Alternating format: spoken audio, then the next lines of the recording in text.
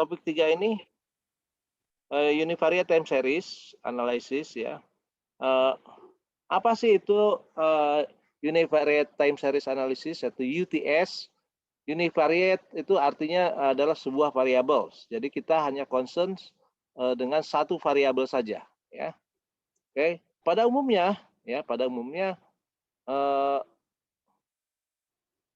UTS ini menerangkan pola data ya berdasarkan informasi yang terkandung ya dalam leg data itu sendiri ya, leg variabel itu sendiri serta error ya.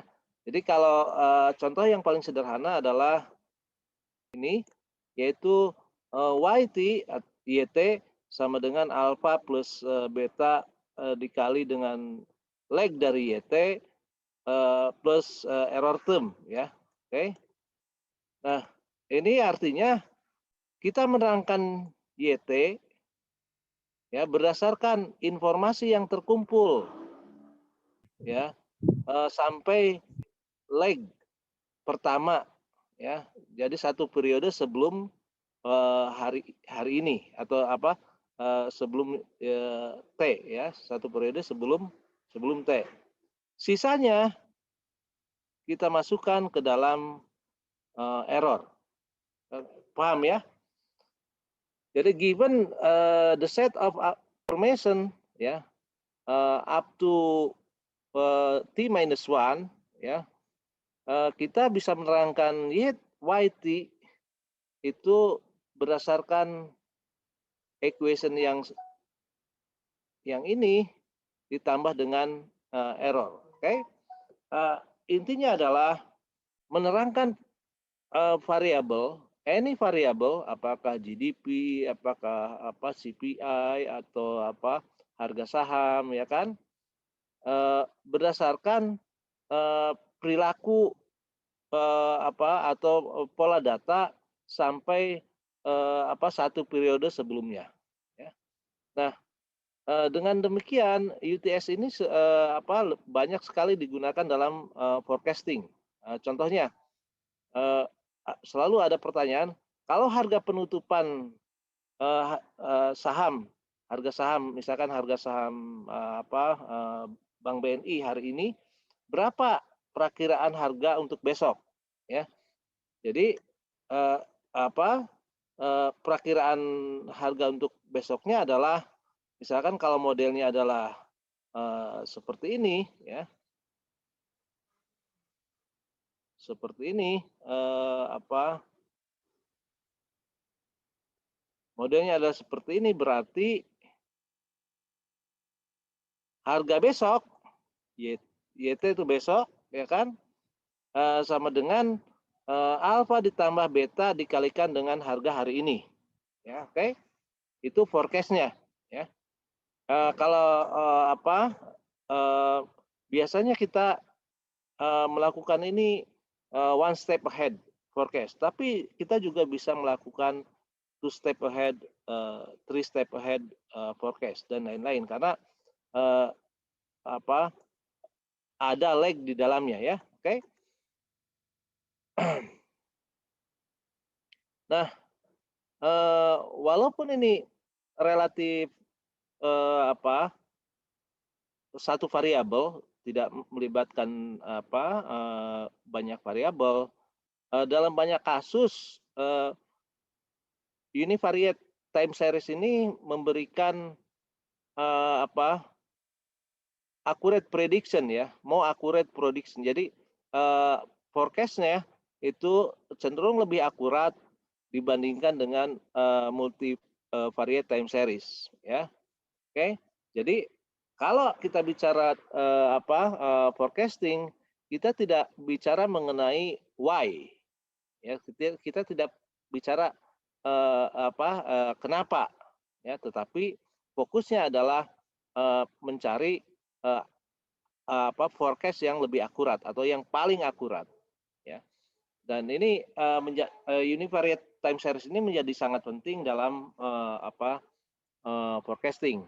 Tapi bab forecastingnya nanti akan saya explain setelah kita menggunakan multivariate analisis ya, minggu depan kalau nggak salah itu. Ya. Oke. Nah, sebelum membahas hal-hal yang teknis, saya ingin memberikan semacam practical guide untuk melakukan UTS ya. Langkah yang pertama adalah kerjakan stationarity test. Nanti kan sudah saya berikan stationarity testnya di minggu yang lalu ya. Jadi misalkan Anda punya data tentang GDP, maka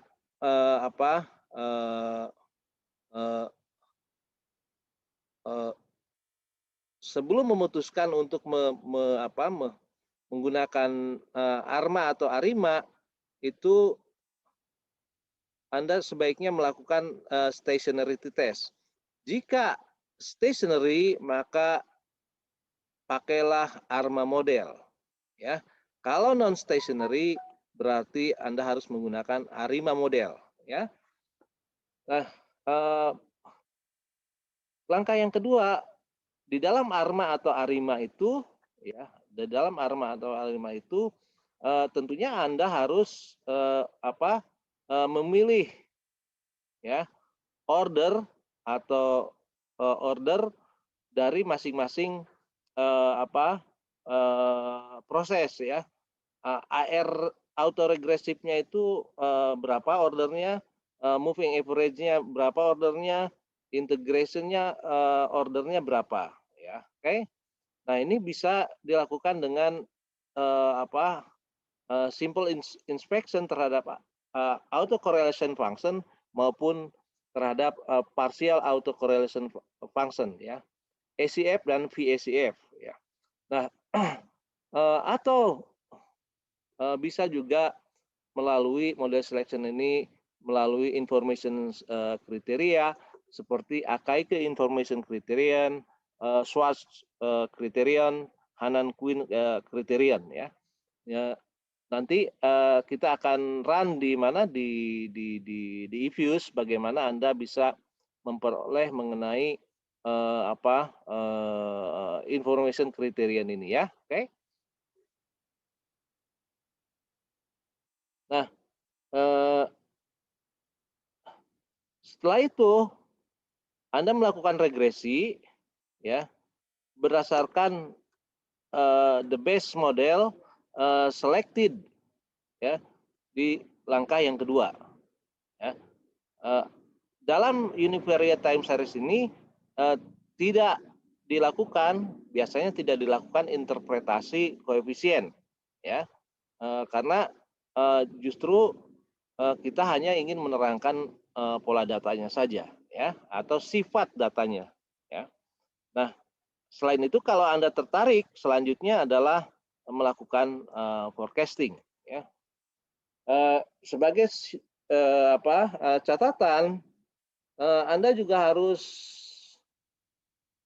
memasukkan atau secara hati-hati mengenai kemungkinan adanya faktor trend, ya, structural breaks dan seasonality. Ini tidak akan kita bahas secara detail masalah ini ya. Nanti mungkin kita hanya memasukkannya dalam exercise ya, dalam exercise saja. Okay? Karena relatively gampang untuk dilakukan ya. Oke. Nah, terminologi ya. Apa sih yang dimaksud ARIMA? ARIMA itu singkatan dari apa sih? ARIMA PDQ. ARIMA PDQ ya. ARIMA PDQ. Artinya autoregresifnya memiliki order P ya. Kemudian integrated prosesnya ya, I-nya di sini I integrated, A itu adalah untuk AR untuk autoregresif ya kan, I untuk integrated memiliki order D, kemudian MA-nya adalah moving average prosesnya adalah berorder key, ya. Jadi nanti Anda akan temui juga di dalam literatur ARMA itu, ya, ARMA PEKI misalkan ya. ARMA PEKI berarti sama dengan ARIMA P dengan ARIMA P0 Q, artinya proses integrated prosesnya tidak ada, nol. Kemudian kalau AR P itu sama dengan ARMA P0, ya kan, karena tidak ada moving average-nya dan tidak ada integrated prosesnya, jadi sama dengan ARIMA P00. Oke.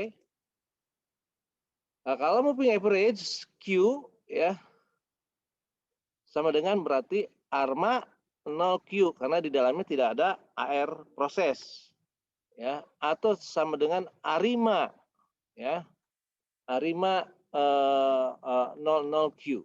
Oke.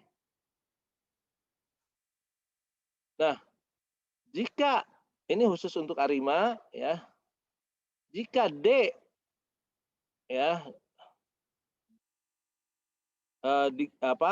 order terhadap integration-nya itu adalah lebih dari 0, ya, maka seriesnya kita katakan sebagai sebuah series yang non stationary, ya.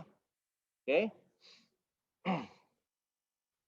Oke, kita mulai dari yang paling sederhana yaitu AR proses, ya. Baru nanti ke MA proses, kemudian ke ARMA, dan setelah itu ke ARIMA, ya. Oke. Nah, autoregressive proses kalau tanpa konstan, yaitu Y merupakan fungsi dari, ya, dua komponen saja, yaitu leg sebelum satu periode sebelumnya, misalkan ya AR1, ya kan, satu periode sebelumnya plus error term. UT ini adalah error, ya. Ini errornya white noise, ya. Artinya normally distributed, ya. Kemudian dengan konstan, ya, dengan konstan adalah Y adalah fungsi dari tiga komponen, yaitu konstan, kemudian leg satu periode sebelumnya, dan error, ya. Kalau ingin menambah tren, ya, kalau ingin menambah tren, maka Anda bisa memasukkan variabel tren, ya. Sorry, ini saya harus pindah karena baterainya mau habis ternyata.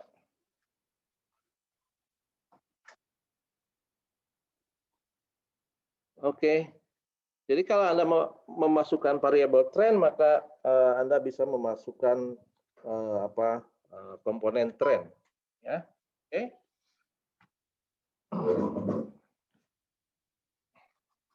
Nah, kalau AR2 ini juga tiga komponen, ya. Ya. Yaitu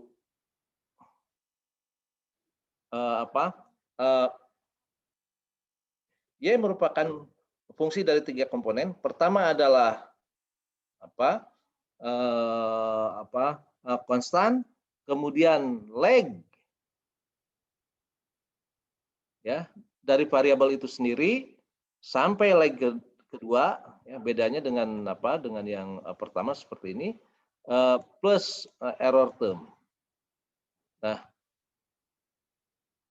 untuk yang general, ya, model yang general ARP dengan order P, ya, maka modelnya seperti ini, ya, yaitu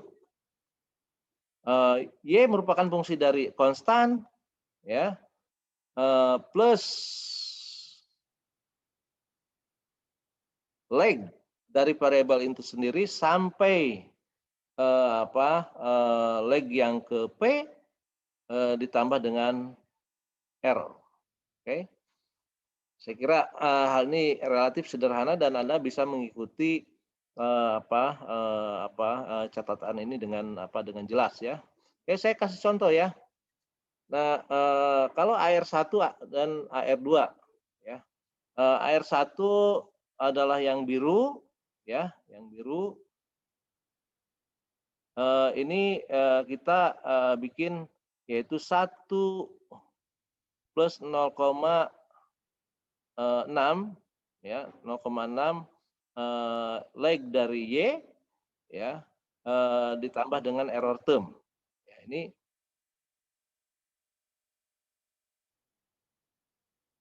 AR1 ya. Contoh AR2 adalah AR1-nya tetap ya, yang seperti tadi ya, ditambah yang kedua ya, yang kedua. Nah, ini ada di variabel contohnya ini ada di Excel yang saya kasih ya. Dan in fact grafiknya ini dari Excel ya, oke. Kemudian bagaimana identification-nya ya, atau mengidentifikasi benar nggak sih AR-nya itu AR1 dan AR2, oke. Nah, yang di kiri ini AR1 ya. Anda lihat di sini ya, ada autocorrelation function ACF, ini ACF ya. ACF.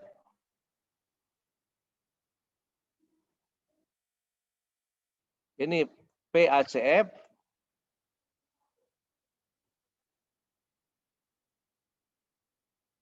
Ya, PACF untuk AR1 ya, untuk AR1 autocorrelation function-nya relatively cepat sekali dia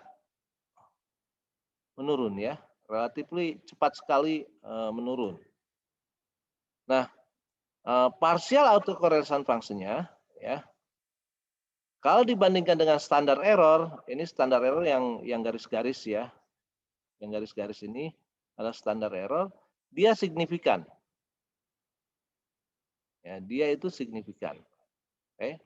Nah, autocorrelation function untuk yang AR2 ini slowly decaying ya, slowly decaying. Ya. Slowly decaying. Nah, dan hanya dua yang signifikan di PACF-nya. Oke. Jadi Anda sudah punya get the feeling ya kalau menginspeksi ACF dan PACF, maka untuk AR auto regression untuk melihat berapa ordernya bisa dikira-kira atau juxtapose ya, kalau AR1 yang signifikan di PACF-nya adalah leg yang pertama ya kan. Kalau AR2 maka dia yang signifikannya itu dua leg yang pertama. Kalau AR4 berarti yang signifikannya itu biasanya adalah 4 leg yang pertama. Kira-kira begitu ya. Oke. Oke. Nah, sekarang kita moving to moving average processes ya kan gitu ya. Moving average processes. Nah, general modelnya itu adalah YT sama dengan konstan ditambah error plus moving average term. Oke. Moving average term ya. Contohnya untuk MA1 ya. Contohnya untuk MA1 kita bisa, ini yang atas ini adalah dengan konstan, with konstan, yang bawah ini adalah without konstan. Oke. Nah, kalau yang konstan biasanya untuk supaya kita apa eh, apa mengerti mengenai apa yang ada di dalam model itu, ya, oke, maka kita nyatakan dalam bentuk yang lebih lebih convenient, lebih analitik, ya, yaitu Y adalah fungsi dari alfa plus VT. VT ini apa sih? Yaitu MA, oke, ya. Baru kita spesify MA-nya, ya. Kalau alfanya tidak ada berarti kan alfanya coret, ya. Paham, ya? Nah, VT inilah yang disebut moving average prosesnya, ya, yaitu error, ya, dikurangi dengan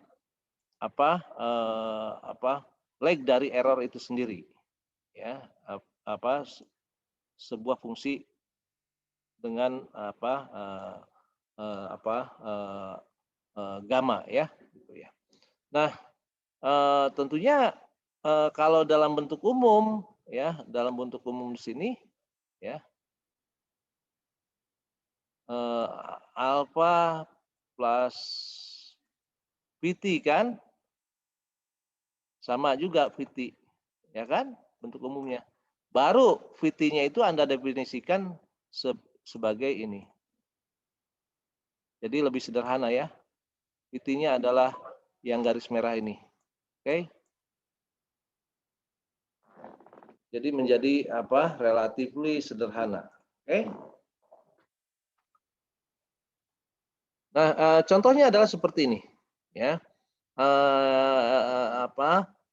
MA1 misalkan ini contoh sederhana aja, dengan gamma, ya, sebesar 0,2 atau minus 0,2, ya, karena modelnya kan sebetulnya seperti ini, ya, minus gamma. Oke. Jadi ketika saya bilang di sini gamanya plus, ini kan min dikalikan dengan min, ya kan, gitu. Jadi plus, gitu. Ini gamanya adalah minus 0,2, ya. Oke. MA1 adalah fungsi dari Y dengan alfa sebesar 1, ya, dan gamma sebesar minus 0,2. Nah, bentuk dari grafiknya ini seperti ini. Seperti sebuah nilai random, ya. Tidak jauh dari nilai random. Dan ini juga tidak jauh atau mirip dengan AR, ya. AR1, ya. Mirip dengan hampir mirip dengan AR1. In fact, kalau dalam ini kan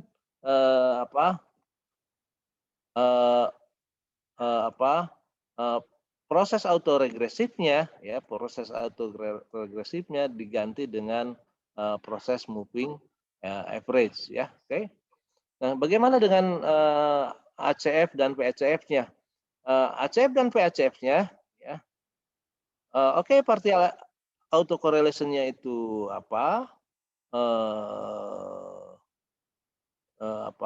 signifikan, ya. Autocorrelation function-nya juga signifikan, tetapi dengan cepat drop, ya. Oke, dengan cepat drop, ya, turun, ya, dengan cepat dia turun. Jadi berbeda dengan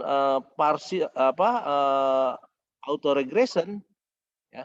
Autoregression kan ini signifikan, ya kan, signifikan, ya kan, PACF-nya signifikan, dan yang komponen yang di sini, ya, decaying slowly, ya, menurun secara perlahan.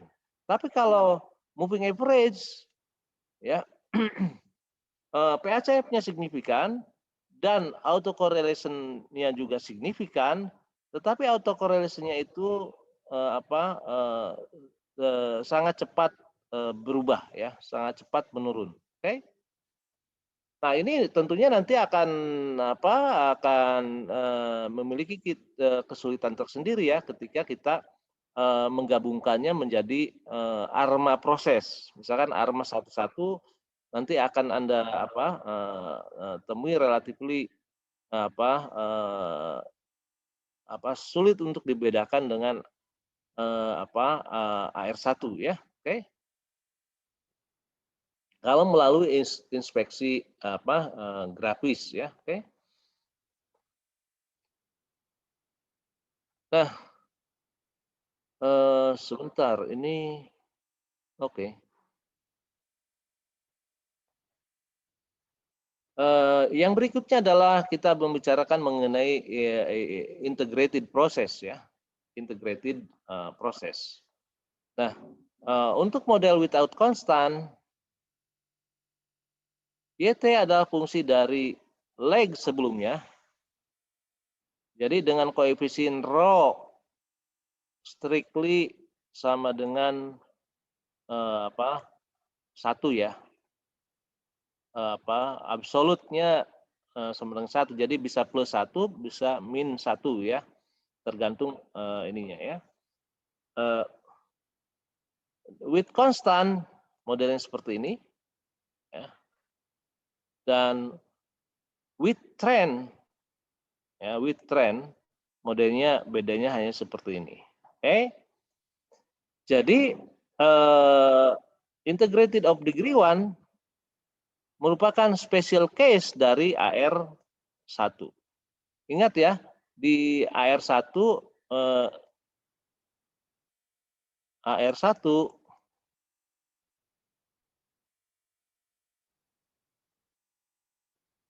Y adalah sama dengan misalkan ya tanpa konstan ya, rho YT min 1 ya kan, plus UT. Ya kan? Gitu. Oke. Sekarang kalau rho-nya sama dengan 1, ya kita check out ya ya sama dengan 1 sama dengan ini. Oke. Hang on, integrated prosesnya di mana ya sebentar? Iya ini, ini integrated prosesnya. Contohnya adalah ini ya.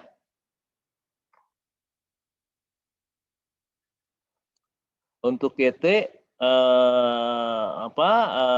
ini yang dengan drift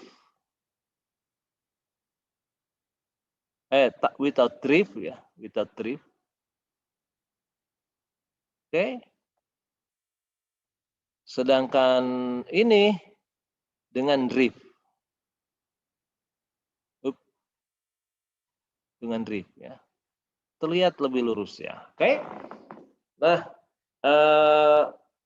karena rho sama dengan 1, ingat ya di waktu kita menguji stationarity test, menguji stationarity ya kan, kita berargumen bahwa kalau rho sama dengan 1 maka dia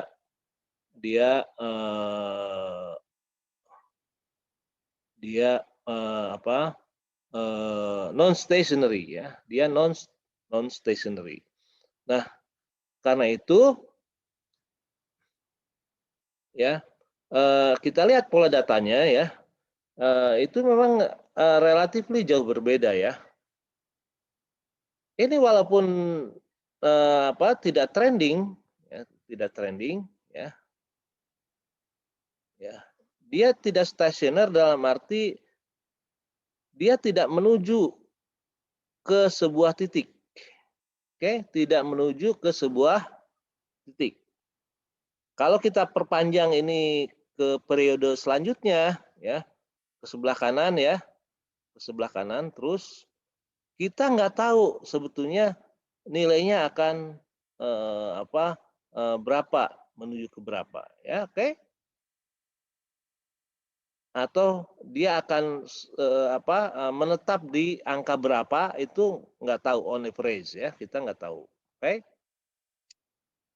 Kemudian kalau dengan driftnya sama dengan 1 misalkan ya, kalau driftnya sama dengan 1, ini kelihatan seperti lurus ya, kelihatan seperti lurus. Jadi kalau Anda punya data seperti ini, ya ini udah pasti ada driftnya ya. Kalau Anda punya data seperti ini berarti without drift yang ini ya, without drift. Ya. Pada umumnya data economics itu adalah no drift dan with drift ya. Kenapa saya tidak memberikan contoh yang yang hmm,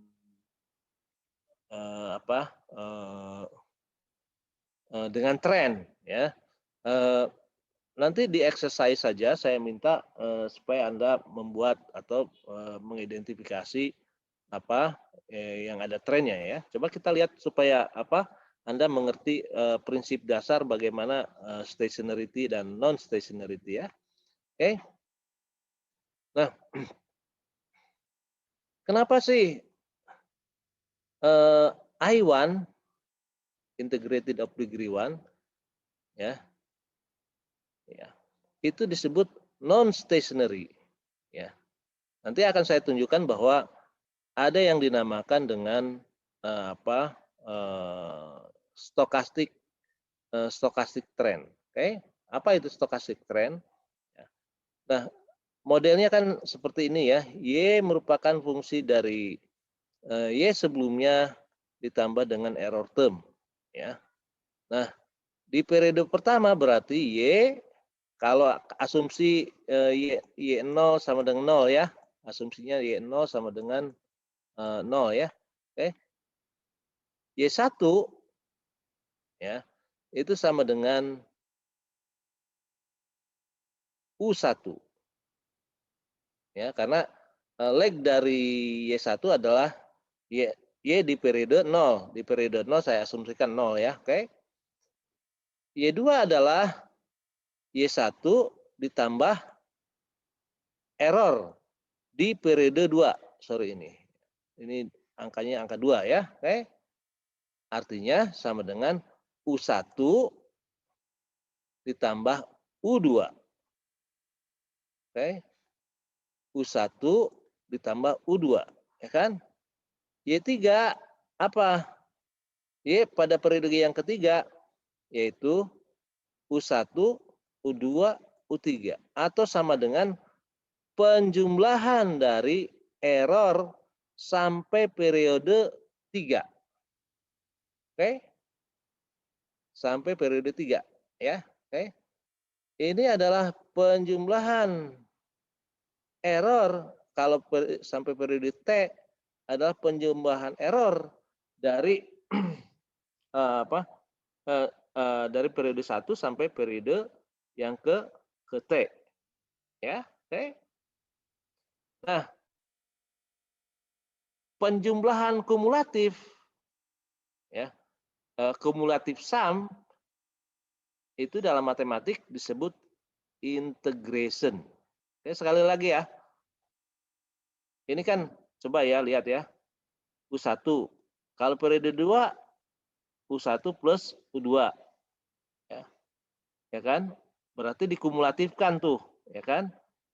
Kalau periode 3 U1, U2, U3 atau error periode pertama, error periode kedua, periode ketiga ya. Ini menggulung terus dikumulatifkan. Ya, dikumulatifkan sehingga kita memiliki penjumlahan kumulatif atau kumulatif sum. Nah, kumulatif sum itu disebut integration. Ya. Ini adalah integration. Ya, ini adalah integration. Nah, karena ada integration, ya, karena ada integration atau ada cumulative sum dan cumulative sum-nya itu adalah dari komponen stokastik. Ingat ya, UT adalah error dan random. Random itu artinya variabel stokastik, ya kan? Nah, karena variabelnya stokastik, maka ini disebut dengan stochastic trend.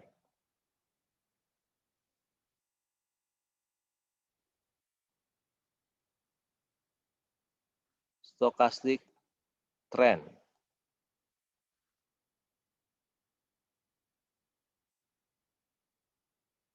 Oke, sekali lagi ya. Karena yang dijumlah kumulatifkan adalah variabel stokastik, yaitu error, ya, U, ya, error, maka kita sebut dengan stochastic trend. Oke, nah kalau tren itu apa sih? Tren adalah akumulasi, ya, dari apa? Dari deterministik variabel. Ya, misalkan kalau kita punya ini satu ya, yang deterministik ya, yang deterministik misalkan ada Y sama dengan ya YT sama dengan YT min 1 ditambah 1. Misalkan ditambah 1 ya.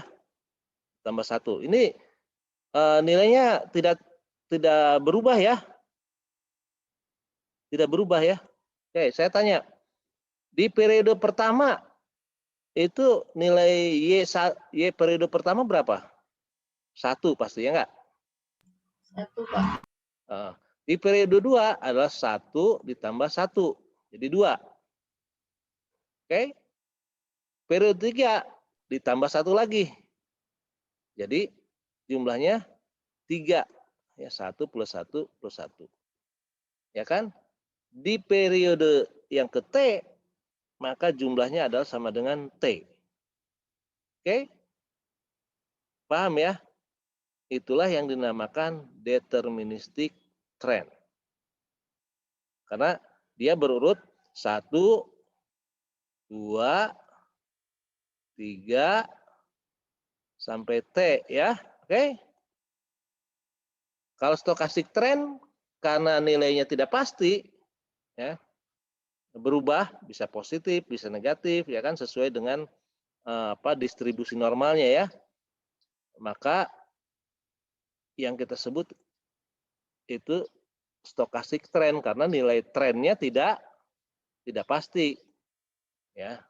Seperti halnya di sini, ya. Kadang-kadang bergejolak begini, ya kan, ya, turun, naik dengan gejolak, ya kan, gitu, ya, ya. Oke. Bagaimana dengan kalau ada drift, ya? Tuh, tadi kan kalau ada drift modelnya ini alfa plus, ya. Coba tadi ya, saya ulangi ya. Kalau alfanya itu sama dengan 1, ya, di periode yang kedua, periode 1 kan alfa sama dengan 1, ya kan? Ada 1 alfa nih ya. Di periode yang kedua ada 2 alfa. Periode yang ketiga ada 3 alfa. 1, 2, 3. periode yang ke T ada T alfa. Ya, T kali 1, kalau alfanya sama dengan T sama dengan apa? T kali 1 berarti T. Ya kan? Ini 1 periode 1, 1, 2, 3. Oke. Selanjutnya stokastik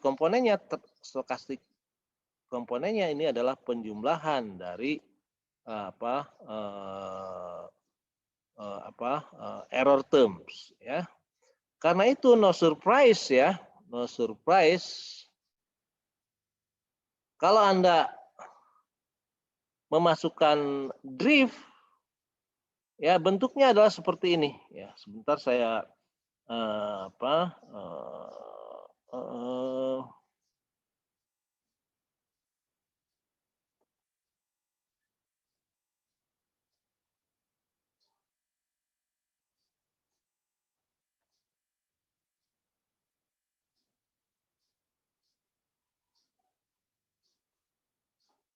ya. Bentuknya adalah seperti ini. Ya, dengan drift ya. Kenapa? Karena deterministik komponennya ya. Deterministik komponennya yaitu apa? Alfa dia lebih mendominasi ya. Nanti saya minta Anda untuk merubah-rubah alfa di Excel ya. Dan Anda lihat pola datanya ya. Oke, coba ya. Saya escape dulu.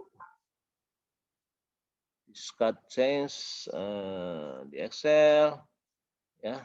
Arma 11, Arima 11. Arima ya. Arima 111 ya. Oke. Nah, kalau saya ubah-ubah ya alfanya di sini ya. Taruhlah 0 instead of 1 0,1 ya. Jadikan 0,1. Tuh. Scale-nya saja yang berubah. Tapi pattern-nya dia tidak banyak berubah ya. Kalau perkecil lagi 0,01 kan? Sorry.